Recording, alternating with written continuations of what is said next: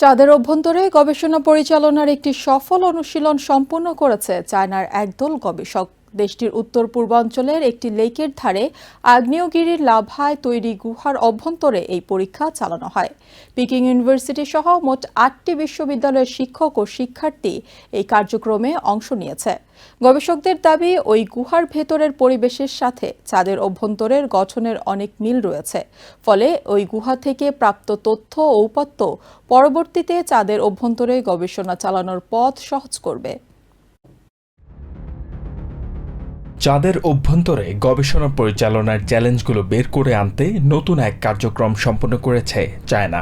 বুধবার দেশটির উত্তর পূর্বাঞ্চলীয় হেলংজিয়াং প্রদেশের জিংবো লেকের পাড়ে মাটির নিচে তৈরি একটি ঘাঁটিতে সিমুলেশন মুন আন্ডারগ্রাউন্ড স্পেস শীর্ষক একটি অনুশীলন কার্যক্রম পরিচালনা করেছে পিকিং ইউনিভার্সিটি সহ চায়নার 7টি ইউনিভার্সিটির গবেষকরা।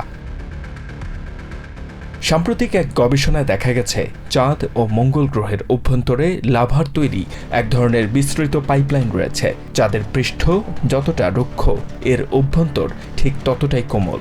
গঠনগত কারণে চাঁদের মাটির অভ্যন্তরের পরিবেশ রক্ষায় এই পাইপলাইনগুলোর বিশেষ গুরুত্ব রয়েছে। বিশ্ববিদ্যালয়গুলোর গবেষকদের সমন্বিত প্রচেষ্টায় এই গবেষণা ঘাঁটি তৈরি করা হয়েছে। এখান থেকে পাওয়া তথ্য ও উপাত্ত ভবিষ্যতে চাঁদের অভ্যন্তর সংগৃহীত তথ্য উপাত্ত বিশ্লেষণে সহায়তা করবে বলে আশাবাদী পিকিং বিশ্ববিদ্যালয়ের গবেষক লি জিয়াকি। জিংবো হ্রদের ধারে ভূগর্ভস্থ আগ্নেয়গিরির লাভা শিখাগুলো পৃথিবীর সবচেয়ে অনুরূপ পরিবেশ, যা চাঁদের ভূগর্ভস্থ এলাকার সাথে সাদৃশ্যপূর্ণ। আমি আশা করি আমাদের ভবিষ্যৎমুখী গবেষণা চায়নার চন্দ্র অনুসন্ধান কর্মসূচিতে অবদান রাখতে পারবে। হারবিন ইনস্টিটিউট অব টেকনোলজির পিএইচডি শিক্ষার্থী লি জিয়াংলং জানান, তাদের ব্যবহৃত রোবটগুলো চন্দ্রাভিযানে ব্যবহৃত সাধারণ রোবটগুলোর চেয়ে অনেক বেশি টেকসই।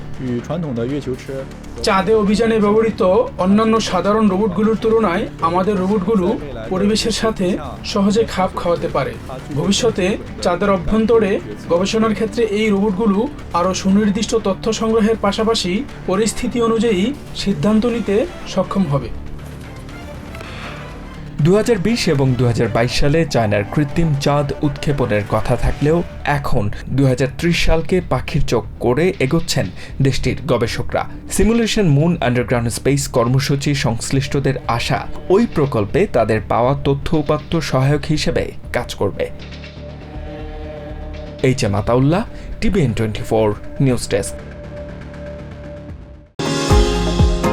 নিউ ইয়র্ক থেকে সম্প্রচারিত টিভিএন 24 টেলিভিশন বিশ্বজুড়ে বাঙালির কণ্ঠস্বর।